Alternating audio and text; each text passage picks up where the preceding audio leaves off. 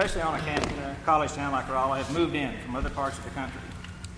What we want to do for you tonight is to give you more or less, the first half of this program will be the set number of tunes and everything. And we'll do a lot of talking about the music and about the changes that have come about and everything. But this is not a dead language. This is still alive in the Ozarks. And if you don't believe me, you can go with us just about any night of the week, and we'll find you a music party somewhere south of the Missouri River. There's going to be one.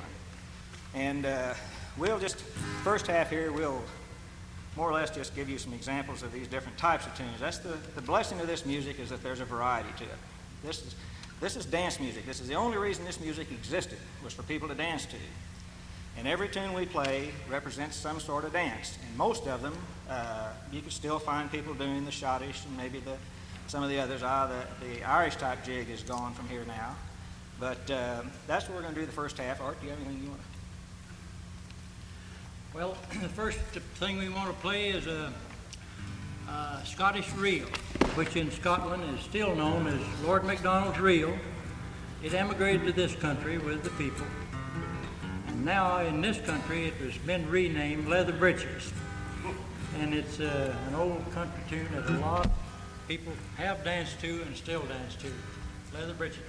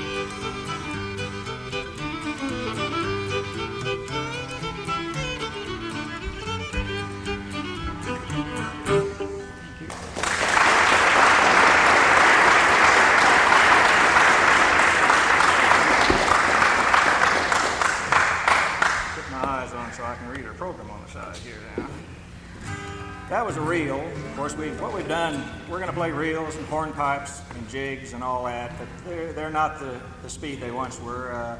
Reels and hornpipes, there's no difference between them now because they're hoedown music. They're for square dancing. We sped everything up. It used to be the hornpipe was more or less a slow dance done by one man, and of course we always associate it with the Navy, with the British Navy and all that. And then the reel was a little faster tune and all that, but now these are just hoedown tunes in the Ozarks now. We'll play you, though, what had been a hornpipe. Maybe we're still kind of close to it, called Billy and the Lowground. And this is kind of a mournful sounding one.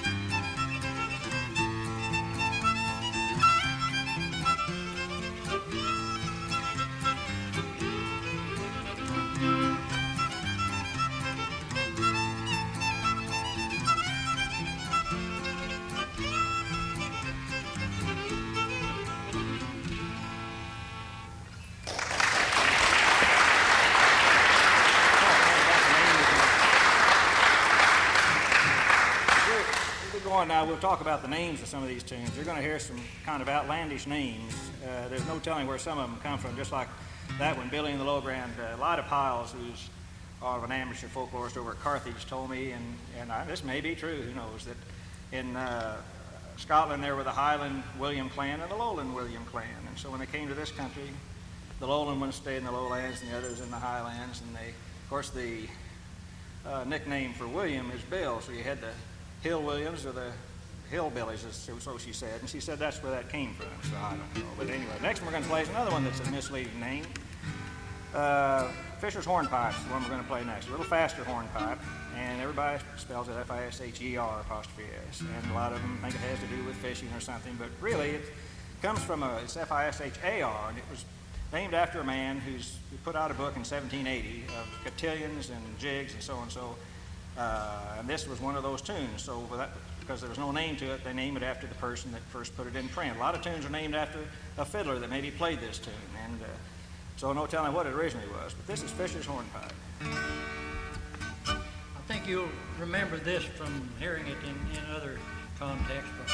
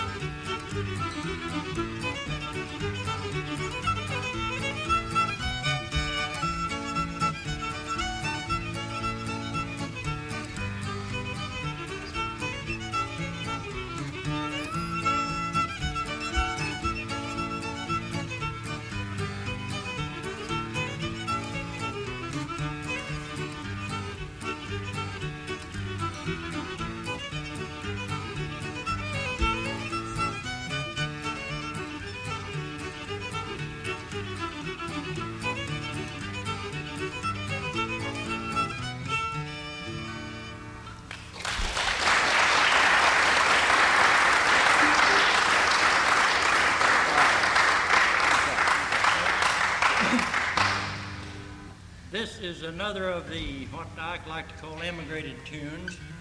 I'm supposed to be of Scottish descent, so is Gordon. And I know this is the oldest tune I play, and I know it's through 4 generations in my family, so it came from the 1700s. It's a Scottish sounding name too. It's called The Flowers of Edinburg. It's rather an odd sounding. The guitar sounds different, or it has minor notes in it, and it's pretty up.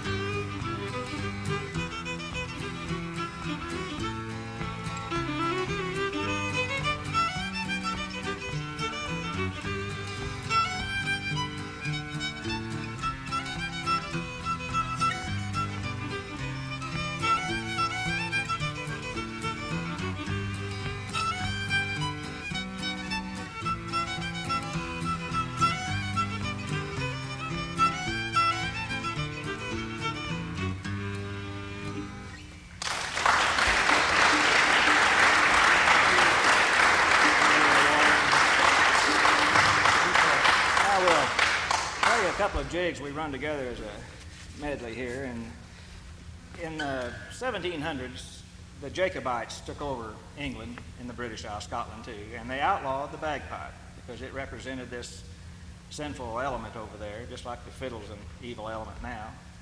And they also kicked Bonnie Prince Charles out. He went to France first, and I think he came back to Scotland, didn't he? I'm going to get in trouble with some historians that threw out there. But anyway, there's all sorts of traditional fiddle tunes that have the word something or something to Charlie's. And this one we're going to play, the first jig is called Over the Water to Charlie's Place. And what that was a toast that the followers of Prince Charles would say over the water to Charlie's, which was an allusion to the English Canal when he was in France. The second one we'll play, you all know from gym class, it's called Irish Washerwoman.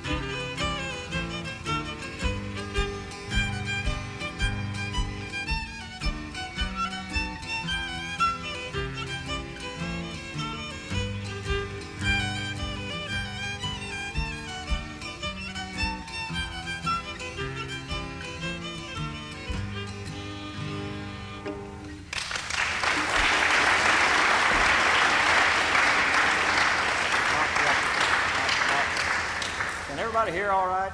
We're unamplified here, but... Are you hearing all right, really? I hear it all right here. Now we're going to play a Schottische, which is an interesting dance and an interesting name for this thing. Most of you, I don't know how many, a lot of people probably never seen anybody Schottische. It used to be a very common dance in all the Midwest.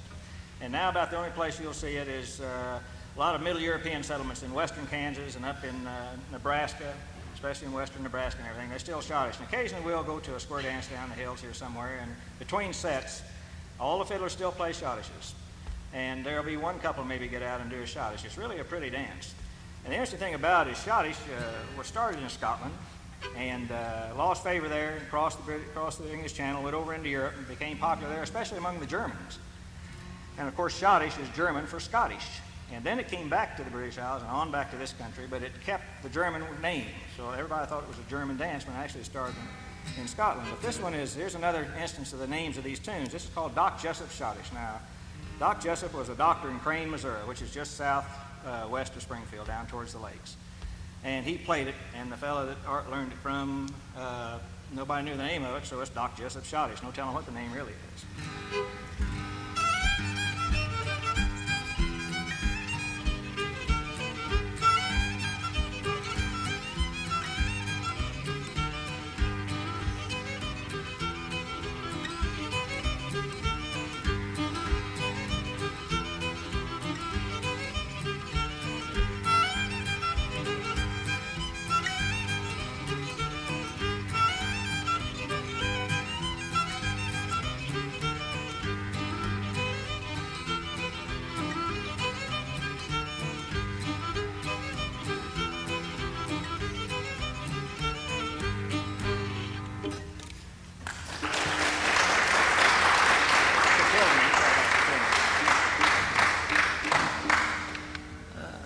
type of dance that was prevalent in the British Isles, as well as France especially, was a dance called a cotillion. A cotillion, it has two meanings. Sometimes they have a cotillion meaning a family dance or a dance for a wedding or something like that. But a cotillion is really a line dance where you start out and the first couple does something like hooks their elbows in circle or right and left or something.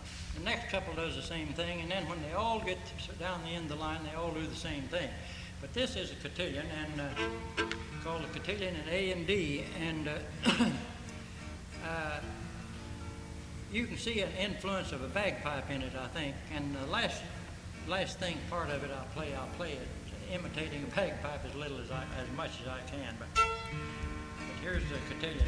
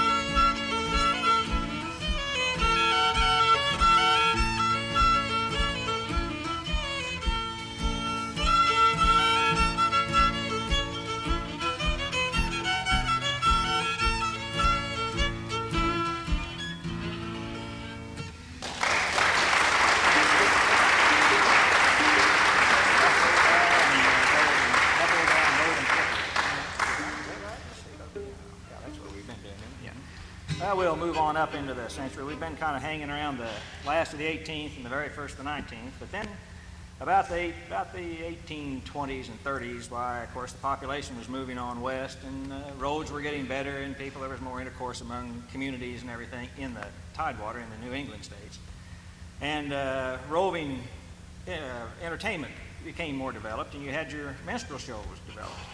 And a couple of tunes we're going to play for you right now. I used to say both of them were this old, but I found out one wasn't. But Buffalo Gals, which you all recognize, this isn't played any differently than it was from the sheet music that was done in the 1830s. It's when it was written, 1834, I think it is. And we'll play it first, and then we'll play one I thought was equally old called Golden Slippers, but I found out it was one of the few minstrel tunes actually copyrighted and written by Black in the 1880s, I believe it is. We'll play these. These are the kind of well-known for minstrel tunes.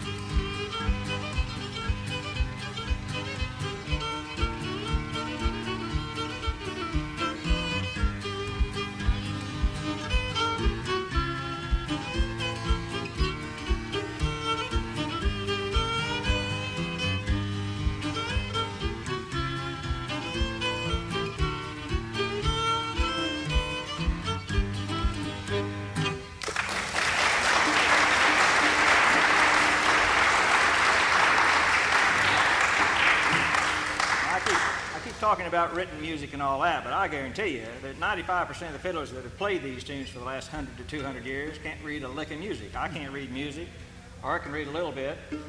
You can't read music, can you? Nope, nobody. None of the fiddlers can read music. And it's all gone from ear to ear to ear to ear. And yet the identity is held, which is an amazing thing to me. And of course, there's a lot of them that split off into other tunes, but still, there's a lot of basic tunes that every fiddler can play. Anywhere you go in the United States, you'll hear them play. Now let's see. Okay, Sheamus next. Then, just before the Civil War, waltz that had been popular in Europe for a number of years moved into the United States, the waltz. And Art plays a really pretty Irish waltz, Irish sounding waltz, named Sheamus O'Brien. And when we were at Wolf Trap, there were a lot of Irish fiddlers from Ireland, or the cream of the crop was over there. I never heard such Irish fiddling. And we thought, boy, we'll show these guys how we can play their waltzes. So we said, we're going to play a waltz and see what you think of it, if we do all right. We played it, and they said, what's that? And we said, that's Sheamus O'Brien. Said, never heard of it. In fact, they had us make a tape for them, and they took it back to Ireland with them, I guess. But anyway, I found out that it was written by a guy named William Shakespeare Hayes in 1867. He lived in Cincinnati. And so I kind of imagine he got the tune, though, from some old Irish tune somewhere. But it's a real pretty song, in fact. But we'll play Sheamus O'Brien waltz.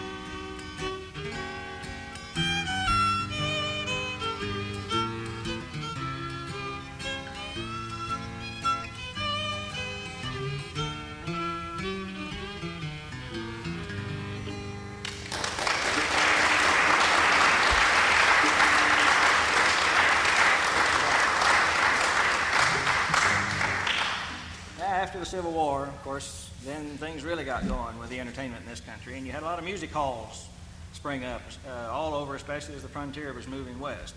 And you had this type of tune that we call music hall tunes that really kind of evolved from the minstrel tunes, and by then they said there was a lot of the white with the black mixture of this music from the minstrel days, and you came into these music hall tunes. And the one we're going to start on is not quite that old. It was written in the late 1880s by a guy named Percy Winrich, who was from Joplin, Missouri. And Percy Winrich wrote on Moonlight Bay and When You Wore a Tulip and Put On Your Old Gray Bonnet. But this is one of his tunes not many people know. It's called Dixie Blossoms.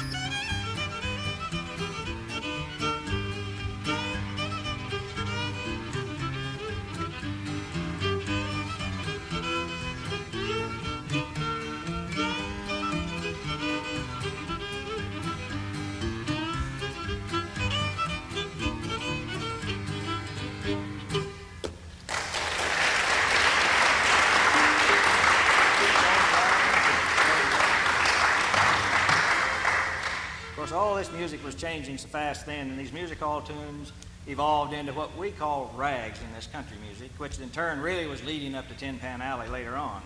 And we're going to play you one now called Stone's Rag, and here again the name, there's no name, who knows what it really is. It was named for a man named Stone who was on the early Grand Ole Opry days, and he played it all the time, so it's taken on this name. It's a good indication of this music.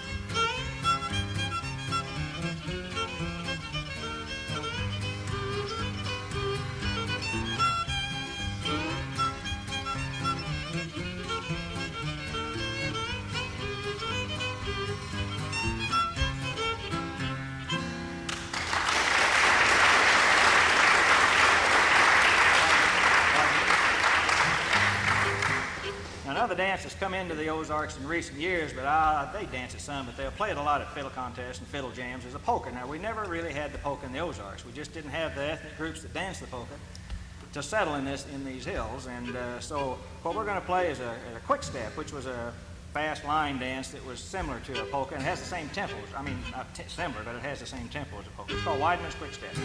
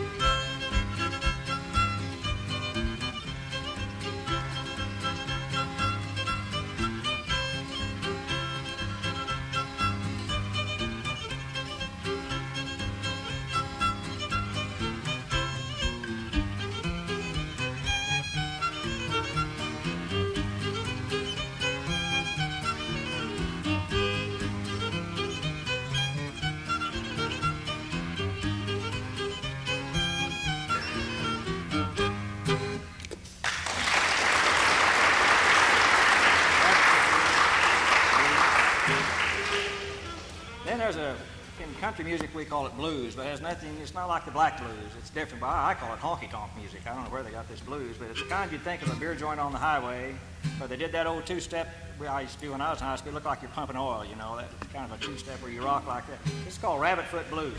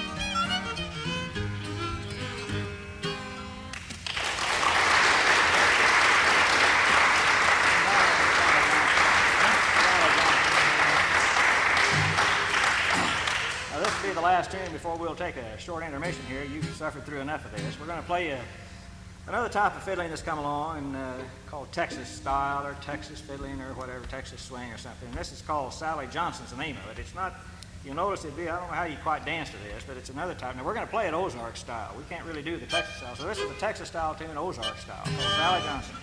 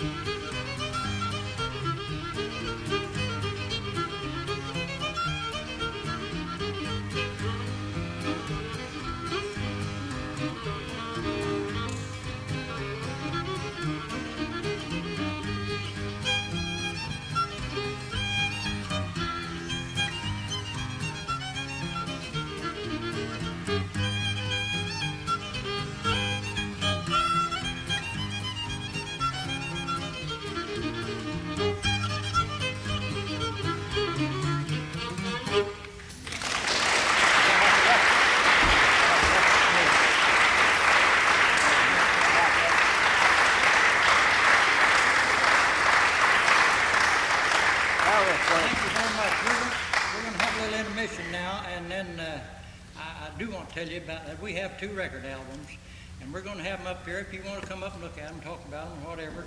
All right. And after the short intermission, and we'll talk about the record, we'll come back again and we'll play sort of an informal thing. And if you have requests, and we know them, we'll play them for you.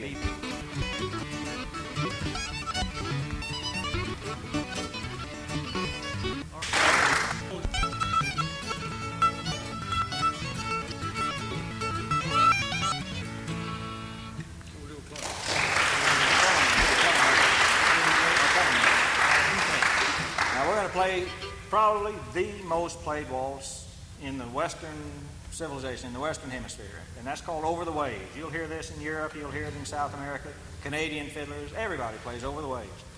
And the interesting thing about it, it's the national waltz of Mexico, Sobre las Olas, and it was written in 1898 by a Mexican school teacher. And that was shortly after that, they had the Louisiana Exposition, and a band came from Monterrey, Mexico, and the people down there really liked them, kept them over for another month, I think it was, just to entertain people in New Orleans.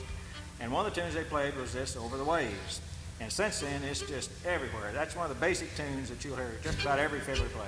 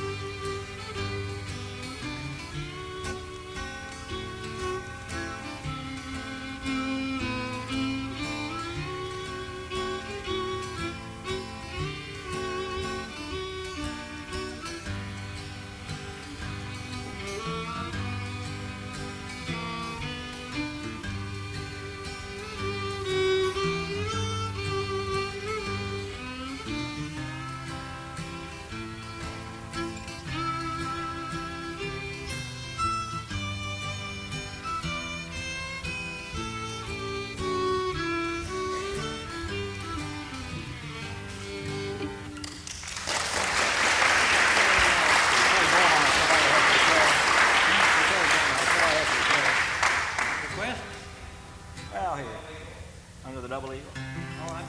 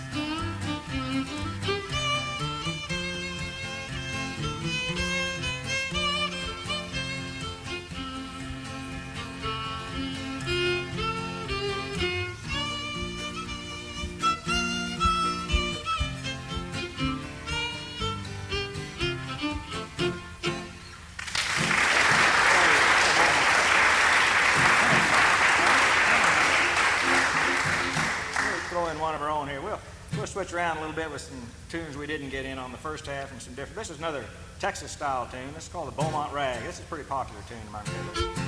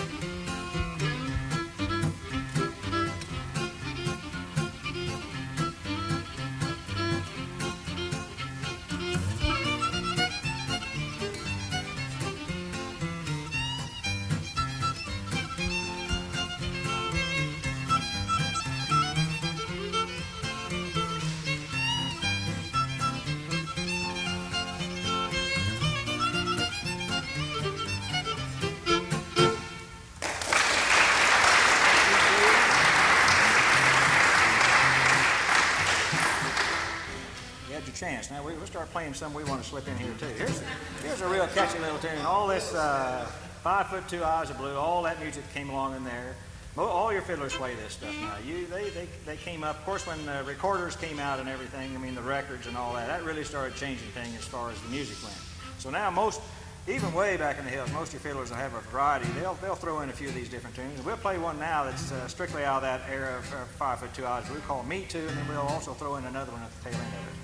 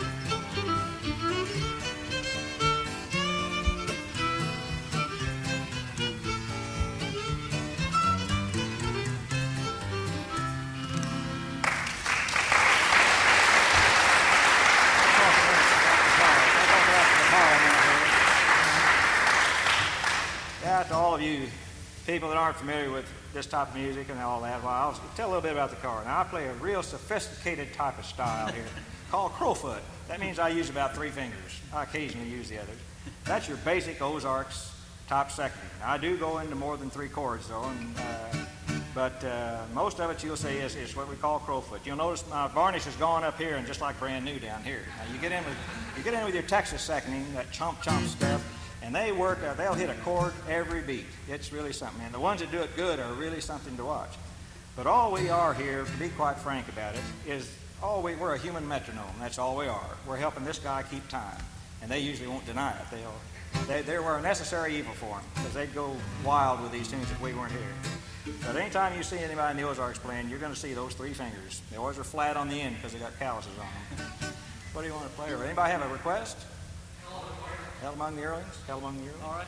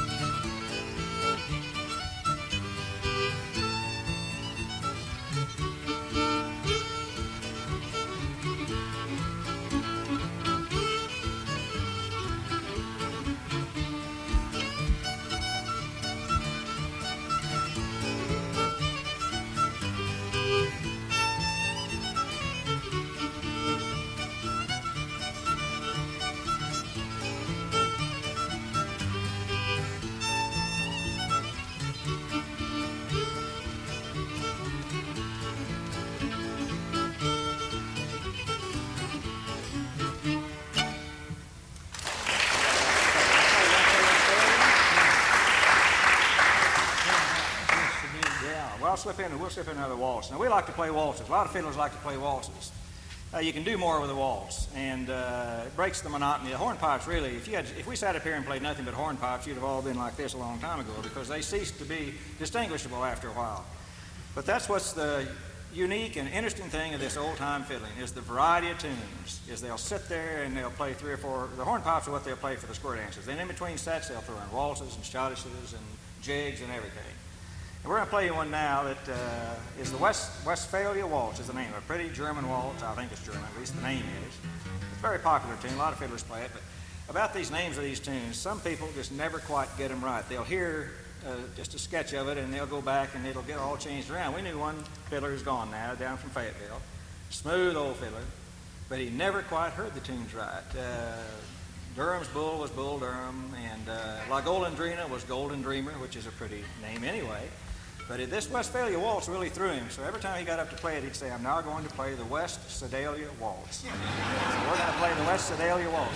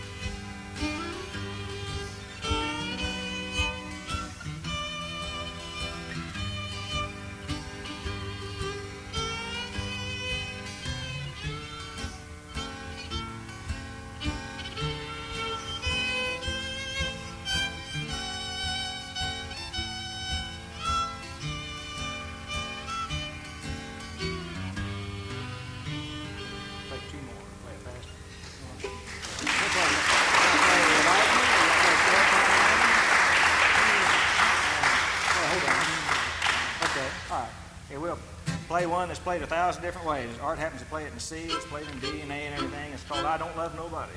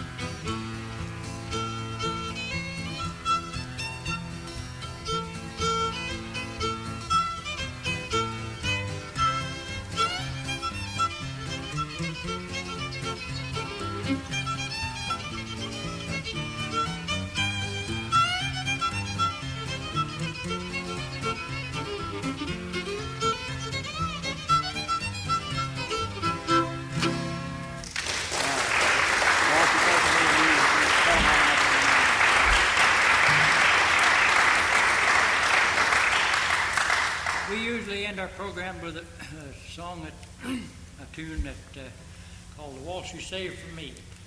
And back in 50 years ago, something like that, when the boy took the girl to the dance, he danced with a lot of the girls maybe, but the final nice thing to do was to play with the girl he brought, "The Waltz You Saved for Me."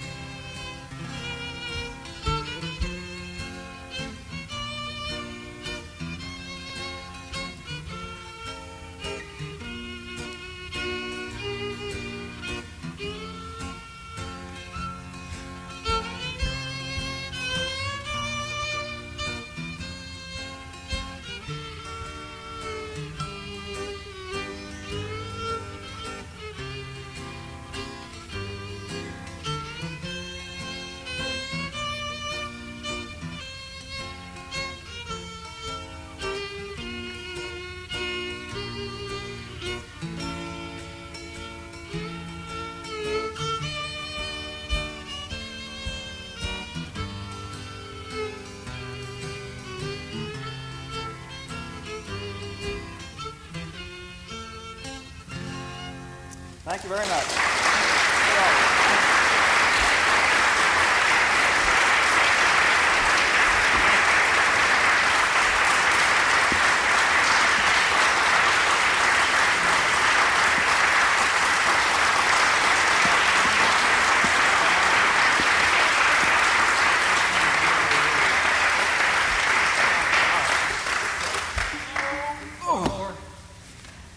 I think maybe you remember this.